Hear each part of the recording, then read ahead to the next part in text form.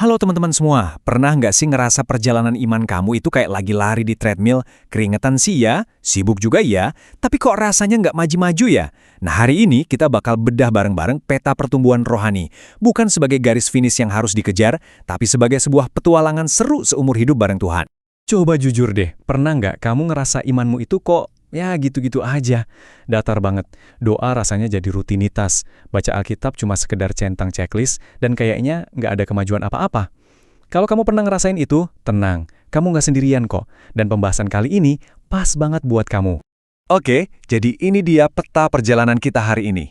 Pertama, kita bakal jawab dulu pertanyaan paling mendasar.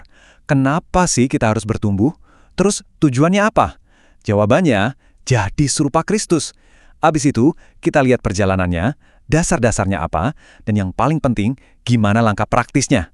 Gimana, udah siap? Yuk, kita mulai. Oke, kita mulai dari yang paling dasar ya, fondasinya. Mungkin banyak dari kita mikir pertumbuhan rohani itu kayak mata kuliah pilihan di kampus. Bisa diambil, bisa juga enggak. Padahal sebenarnya begitu kita terima Yesus, pertumbuhan ini tuh jadi paket wajib loh. Ini bukan lagi pilihan, tapi sebuah panggilan.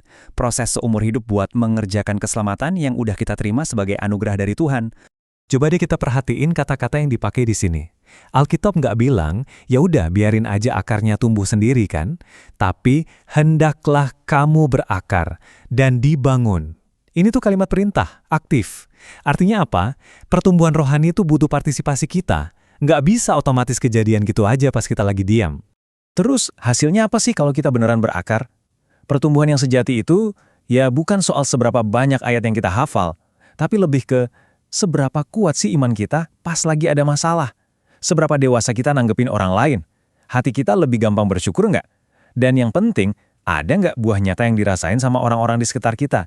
Ini tuh bukan cuma nambahin pengetahuan, tapi soal transformasi total. Oke, jadi kita udah setuju nih, kita harus bertumbuh. Tapi bertumbuh jadi apa, arahnya kemana? Nah, tujuannya tuh bukan cuma jadi orang Kristen yang lebih baik gitu aja. Tujuan akhirnya itu spesifik banget dan cuma satu. Jadi makin mirip sama Kristus. Ini tuh kayak misi buat restorasi, memulihkan gambar Allah di diri kita yang sempat rusak gara-gara dosa. Coba kita lihat perbedaannya. Di satu sisi, ada kita.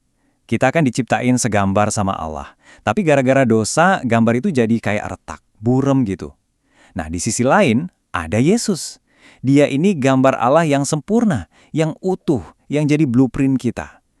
Jadi pertumbuhan rohani itu ya perjalanan dari gambar yang retak ini menuju gambar yang utuh kayak Kristus. Nah, ini dia nih kuncinya. Ayat di Roma ini tuh kayak ngebuka blueprint rancangan Allah buat kita. Ternyata, dari awal banget, tujuan Tuhan buat kita itu adalah untuk jadi serupa dengan gambaran anaknya.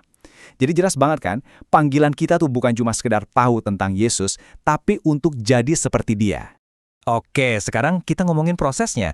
Ya, sama kayak pertumbuhan fisik, di dalam roh juga gitu. Kita mulai dari fase anak-anak rohani yang masih gampang goyah, terus berjalan menuju kedewasaan yang kokoh. Coba deh, kita lihat bedanya apa aja. Bedanya apa sih?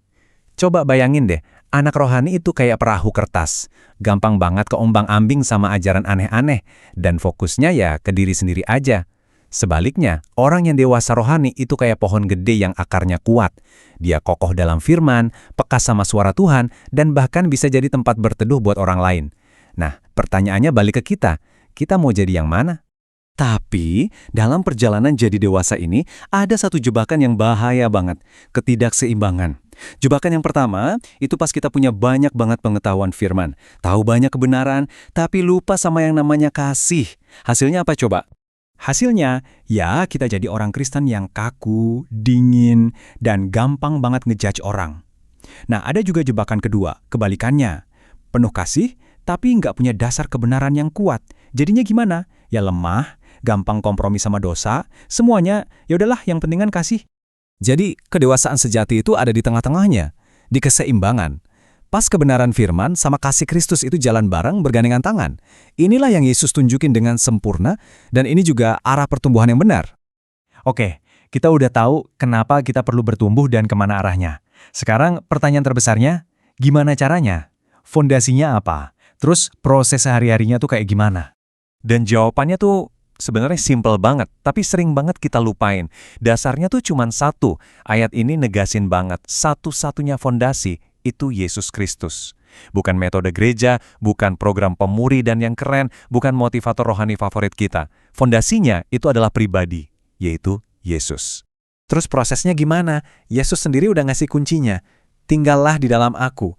Kata kuncinya itu tinggal. Artinya apa? Bukan cuma mampir sesekali, tapi menetap, punya relasi yang dekat, yang terus-menerus. Jadi pertumbuhan itu bukan hasil dari sibuknya kita pelayanan, tapi buah dari kedekatan kita sama Kristus. Karena di luar Dia, ya kita nggak bisa apa-apa. Nah, sekarang kita masuk ke bagian yang paling seru nih, bagian praktisnya. Gimana caranya kita bawa semua ini dari yang tadinya cuma di kepala, bisa turun ke hati, dan jadi sesuatu yang kita lakuin beneran dalam hidup kita. Tapi sebelum kita lari kenceng, coba deh kita berhenti bentar buat medical check-up rohani. Coba ambil waktu buat jujur sama diri sendiri. Selama ini pengenalan firmanku nambah di otak doang atau beneran ngubah hati? Doaku makin deket dan jujur atau cuma jadi daftar permintaan? Aku udah mulai melayani atau masih nyaman jadi penonton aja? Kira-kira orang terdekatku ngelihat ada perubahan karakter nggak sih di aku? Jawaban jujur dari pertanyaan ini bisa nunjukin area mana yang perlu kita perhatiin lebih. Nah, dari hasil check up tadi, ini ada 5 resep vitamin rohani yang bisa kita mulai. Pertama, waktu teduh setiap hari. Kedua, gabung sama komunitas yang sehat. Ini penting banget, karena kita emang nggak didesain buat tumbuh sendirian. Ketiga, temukan karuniamu dan mulai melayani. Keempat, cari mentor rohani. Dan kelima, coba deh lakukan refleksi bulanan. Lihat progresmu gimana. Anggap aja 5 langkah tadi tuh kayak program latihan di gym rohani. Awalnya pasti berat, pasti butuh disiplin.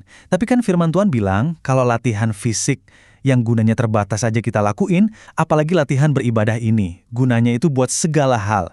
Ini tuh investasi terbaik buat hidup kita, sekarang dan selamanya. Oke, jadi petanya udah kita buka bareng-bareng. Sekarang pertanyaan terakhir dan yang paling penting kembali ke kamu. Dari 5 langkah praktis tadi, coba pilih satu aja. Satu langkah kecil yang mau kamu komitmenin buat mulai hari ini juga. Bukan besok, bukan nunggu minggu depan. Karena pertumbuhan yang sejati itu selalu dimulai dari satu keputusan kecil saat ini juga. Jadi, apa keputusanmu?